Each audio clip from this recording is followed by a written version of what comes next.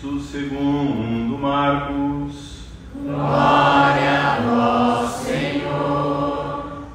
Naquele tempo, João disse a Jesus: Mestre, vimos um homem expulsar demônios em teu nome. Nós o proibimos, porque ele não nos segue. Jesus disse: Não o proibais, pois ninguém faz milagres em meu nome para depois falar mal de mim. Quem não é contra nós é a nosso favor. Em verdade eu vos digo: quem vos der a beber um copo d'água, porque sois de Cristo, não ficará sem receber a sua recompensa. E se alguém escandalizar um destes pequeninos que creem, melhor seria que fosse jogado no mar com uma pedra de moinho amarrada ao pescoço. Se tua mão te leva a pecar, corta. É melhor entrar na vida sem uma das mãos do que, tendo as duas, ir para o inferno, para o fogo que nunca se apaga. Se teu pé te leva a pecar, corta-o. É melhor entrar na vida sem um dos pés do que, tendo os dois, ser jogado no inferno. Se teu olho te leva a pecar, arranca-o. É melhor entrar no reino de Deus com um olho só do que, tendo os dois, ser jogado no inferno, onde o verme deles não morre e o fogo não se apaga. Palavra da salvação. Glória a vós, Senhor. Louvado seja nosso Senhor Jesus Cristo. Para sempre seja louvado. Queridos irmãos e irmãs, neste domingo, nosso Senhor Jesus Cristo trata de um tema que não é agradável. E eu vou dizer até mais, é um tema impopular, evitado pela grande maioria das pessoas, inclusive padres, que não pregam mais sobre esse assunto. Jesus trata no Evangelho sobre o inferno, sobre sua existência, sobre sua realidade e o terrível que é não amar, não viver a lei de Deus como cantamos no Salmo e recebermos o abraço eterno aqui nessa terra, o abraço eterno de Deus, que depois se prolonga por toda a vida, pela vida eterna. Escolher se opor a Deus, achando que não, inclusive mentindo para si mesmo que não, está tudo bem, e portanto, inimigo de Deus, porque inimigo da sua lei, não experimentar Deus aqui, nessa vida, e já fazer dessa vida o início do inferno. Pior, não o inferno para si, mas também o inferno na vida dos outros. Tem pessoas que vivem o inferno na própria vida e, não satisfeitos, fazem o inferno da vida dos outros. Não é popular, não é uma pregação que se goste de ouvir, mas vocês vão ouvir. Alguma coisa para você se situar. Os evangelhos, portanto, na boca de Jesus, o inferno é tratado de maneira abundante. Se você tomar todos os livros do Novo Testamento, todas as cartas de Paulo, as cartas de Pedro, as cartas de João, se você somar o Apocalipse, todos os livros do Novo Testamento, Jesus fala muito mais sobre o inferno do que todos os outros livros do Novo Testamento. Para Jesus, o ensinamento sobre o inferno era parte fundamental do seu ensino. Jesus não passava ao lado, Jesus não escamoteava, Jesus não disfarçava. E você tem que entender por que Jesus insistia em tratar sobre o inferno. Porque Ele não quer que você vá para lá. Porque Ele ama. E aquele que ama quer o melhor para a pessoa amada. Por isso Jesus insistia em tratar sobre um tema impopular e que ninguém gosta de ouvir. Outro adendo. Aí inventaram, desde o início da igreja, inventaram falsas doutrinas sobre o inferno. Duas, pelo menos. Que se uma pessoa é má, inimiga de Deus, vive contra os mandamentos, que quando ela morre, ela desaparece. É o que se chama de aniquilamento. Que o castigo seria desaparecer, sumir. Não é castigo bom. Some. Não é isso que a palavra de Deus diz. A palavra de Deus diz, acabamos de ouvir, fogo eterno, verme que não morre. Depois, uma outra vertente, falsa doutrina, que no fim, mesmo que a pessoa sofra um castigo de estar longe de Deus, inferno, no fim Deus é bom, Deus é legal, como se fosse Deus que tivesse, entendeu? Inventado o inferno para a pessoa, como se não fosse a pessoa mesma que construiu para ela o inferno, que no final Deus liberta todo mundo. Chama-se apocatástase, o nome dessa falsa doutrina, que no fim todo mundo se salva, no fim vai dar tudo certo, entendeu? Então, os criminosos mais terríveis da história, todos estarão lindos e faceiros, sentados na mesa do banquete do lado dos santos. Eu vou parar por aqui. Leio aqui, mas não vou dizer o que eu penso disso. Não é o Evangelho. O que o Evangelho diz? Primeira coisa, Jesus quer a sua salvação. Jesus ama você.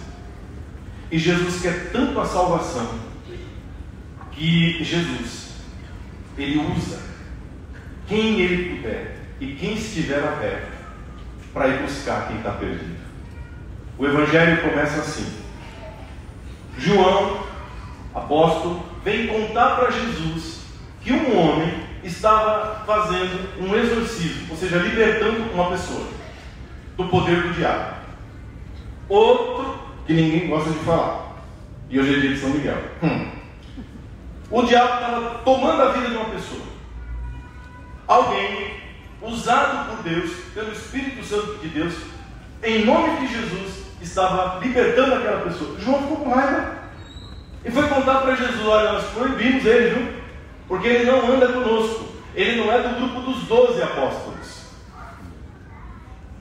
Como se a salvação, a libertação, fosse algo exclusivo de um trabalho feito somente por quem é apóstolo. Como se o Espírito Santo de Deus, como se Jesus, não querendo salvar todos, só utilizasse alguns. Não, Ele usa quem Ele quiser, porque Ele quer a salvação de todos. Ele vai reclamar com Jesus. Jesus diz: meu filho, quem é que vai expulsar o demônio em meu nome e depois vai falar mal de mim? Quem não está contra nós está a nosso favor. Quem foi que disse que só a turma do teu partido é que é boa? Agora estamos em época de eleição.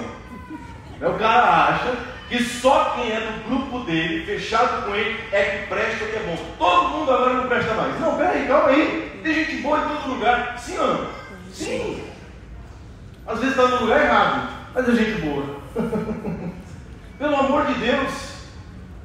Se não é do nosso clube, se não é da nossa patota, se não é do nosso núcleo fechado, vou dizer mais, se não é da nossa igreja, se não é da nossa comunidade, Deus não usa, Deus não opera. Amigo, Deus quer salvar, Deus quer libertar, e se a pessoa se abre, esteja ela onde estiver, Deus usa. Deus vai lá e usa. Moisés, primeira leitura, escolheu 70 homens para serem seus imediatos, seus auxiliares na administração do povo de Deus.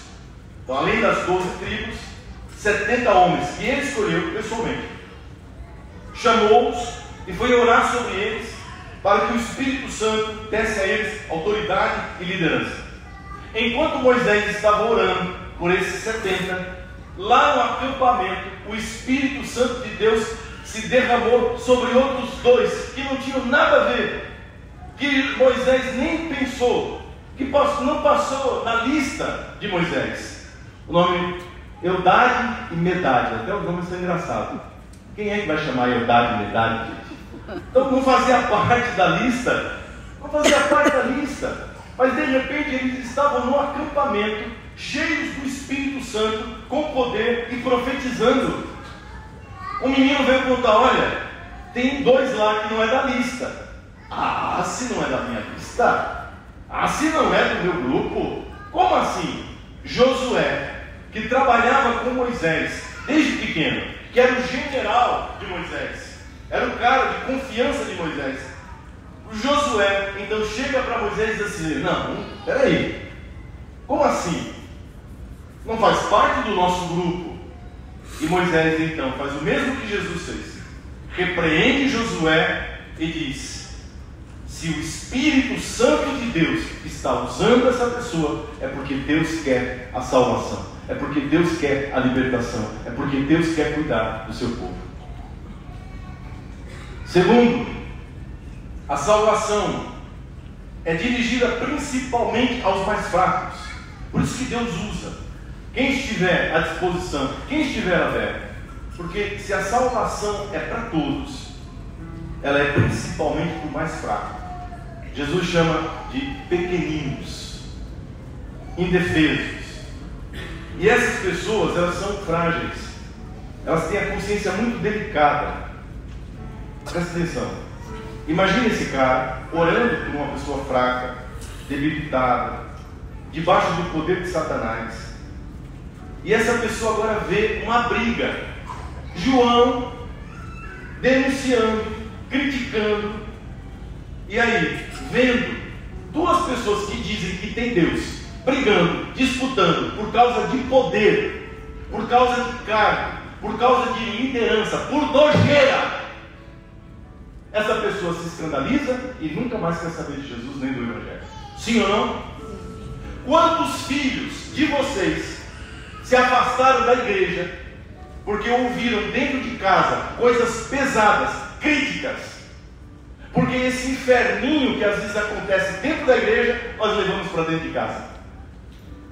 E aí a criança, o jovem, não tem estrutura, não tem psicologia, não tem maturidade e fica escandalizado. Vou mais além.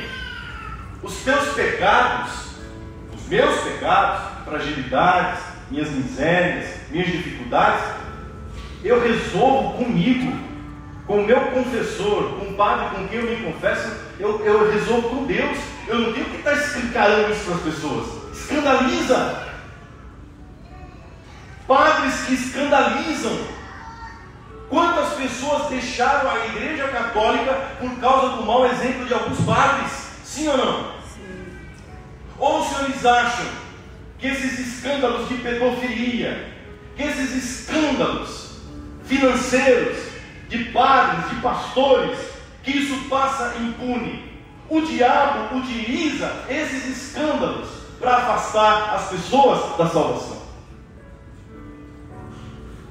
Muito cuidado, meu irmão. Ah, mas eu sou assim. Quantas vezes eu já ouvi isso de gente de igreja? Ah, mas é meu jeito, eu sou assim. Sim, ok, mas você está escandalizando. Tem gente que não tem estrutura para entender que você ainda está no processo, que Deus ainda está te modelando, que você, por ser uma pessoa difícil, cabeça dura, lazarenta, vai demorar para Deus consertar você. Então você não pode expor escandalosamente, jogando na cara dos outros o seu jeito, porque eu sou assim. Deus te aceita, Deus te ama, Deus está trabalhando na tua vida, mas põe uma coisa na tua cabeça: tem gente que não entende. A pessoa sabe que você frequenta aqui todo domingo. A pessoa sabe que você se diz católico. Então ela vai olhar para a sua vida e vai ver a contradição, e vai ver o escândalo, e vai se horrorizar, e vai dizer: se isso é ser católico, se isso é o Evangelho, se isso é seguir Jesus, muito obrigado, não quero saber. Sim ou não? Sim. Então uma coisa são os teus pecados, que Deus está trabalhando, as tuas misérias, que Deus está suportando, que Deus está perdoando. Outra coisa é você querer atirar na cara dos outros o escândalo de não conseguir viver a altura do Evangelho. Guarde para você. Guarde para você. Um professor, quando entra dentro de uma sala de aula, ele não pode escandalizar as crianças. Ele não pode chegar fazendo lavagem cerebral nos nossos filhos. Você foi colocado naquela sala para ensinar ciência, para ensinar matemática, para ensinar língua portuguesa. Você não foi feito professor para ideologia, para fazer cabeça de criança. Você não foi feito professor para escandalizar os pequeninos. E é isso que nós temos assistido, ou não estamos vendo isso. As nossas crianças sendo doutrinadas, as nossas crianças sendo usadas como se ali fosse um laboratório sociológico, com todo tipo de ideologia. E quantos hoje não querem saber do Evangelho, não querem saber de Jesus, porque fizeram uma lavagem cerebral dentro das escolas?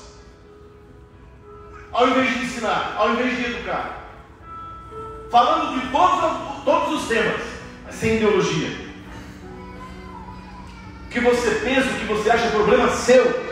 Essa criança tem pai e tem mãe. Você não tem autoridade acima do pai e da mãe. Você é médico, você é profissional, você tem que ter ética. Você é político, você tem que ter ética naquilo que você faz. Então não é só o padre, todos nós. Você não pode escandalizar quem é pequenino. O cara é empresário, paga uma miséria para o funcionário, não paga, manda para a justiça, enrola a pessoa. Isso é um escândalo, uma vergonha para você. Sabe esse dinheiro que você está juntando, essa riqueza, essa fortuna, será o teu inferno, vai te queimar, vai te arrasar, vai te destruir. É uma maldição. Você está pensando que essa riqueza é uma bênção? Tem sido e vai continuar sendo uma maldição na tua vida. E não foi eu que disse isso não. Leia de novo a segunda leitura da carta de São Tiago. O que São Tiago diz sobre a riqueza, o dinheiro que não é usado para abençoar a vida das pessoas, que não é usado para abençoar o próximo, o dinheiro que é acumulado de modo egoísta e que só serve para satisfazer o ego, a pessoa, e não para se pôr a serviço dos outros. É uma desgraça. Não tira fruto, aliás, retira a paz, a tranquilidade. A pessoa não vive um dia sem que esse peso esteja sobre ela. Livre-se disso. Isso é sério. Aí Jesus diz assim: escute, melhor seria se você está atrapalhando a salvação dos outros, se você está sendo uma porta fechada, se você está sendo um obstáculo, que veja, é grave isso, que não é só o seu pecado. Você, além de não fazer, você está com raiva de quem faz. Você está atrapalhando os outros, e você não vai e não deixa ninguém ir. Você não serve e não deixa ninguém servir. É gravíssimo. Jesus diz assim: seria melhor amarrar uma pedra de moinho no pescoço e jogar no mar. É pesado. É que a gente já ouviu tanto isso que a gente não faz ideia de como isso é pesado, quanto isso é complicado na boca de nosso Senhor. Jesus não é de fazer esse tipo de coisa. Não se trata de uma ameaçazinha. Ele está dando um alerta. Sabe quanto pesa uma pedra de moinho? De 400 a 500 quilos. É uma coisa exagerada o que Jesus está fazendo. amarra no pescoço, se joga no ar. É melhor não ter nascido. O que está te afastando de Deus? O que está servindo de escândalo? O que está sendo uma contradição na tua vida? Corta fora isso. É tua mão? É teu pé? São teus olhos? Arranca. Veja a imagem de Jesus. É claro que isso é uma imagem. É claro que isso é uma hipérbole. É um exagero que Jesus utiliza para dizer da gravidade.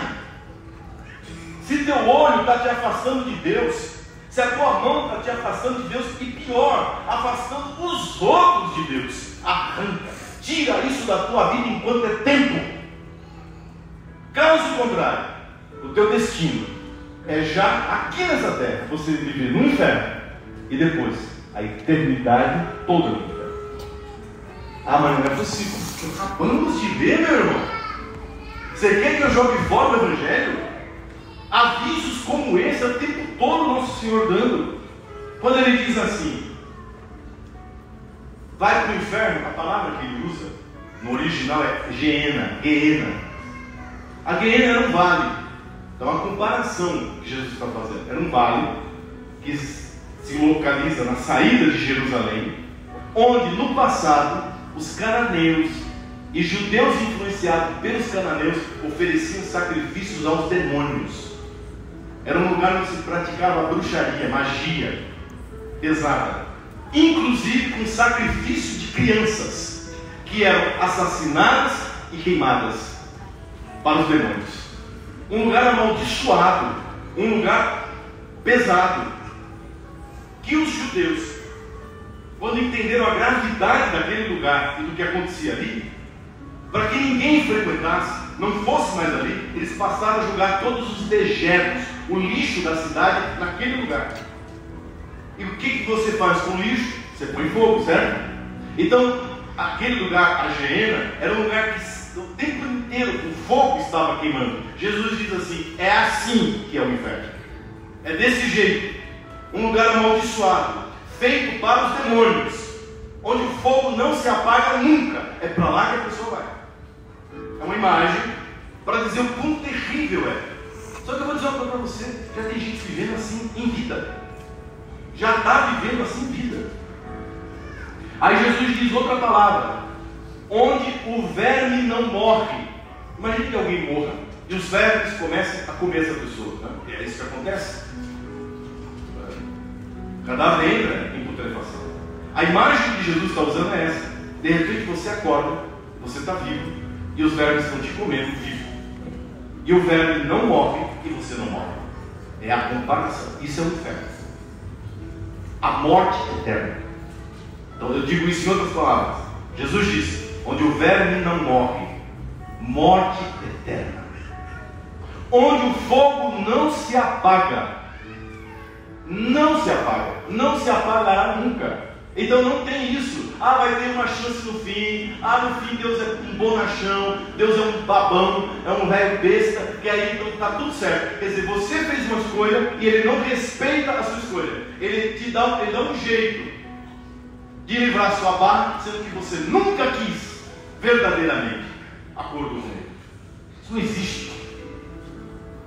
Por isso que a gravidade do que Nosso Senhor está dizendo, morte eterna, fogo eterno, que Ele como Pai jamais colocaria no filho dele, mas que o filho ingrato, desleal, virou as costas para esse Deus maravilhoso, que deu todos os sinais, todos os avisos, para que a pessoa o abraçasse e o tivesse como Deus, e a pessoa não quis.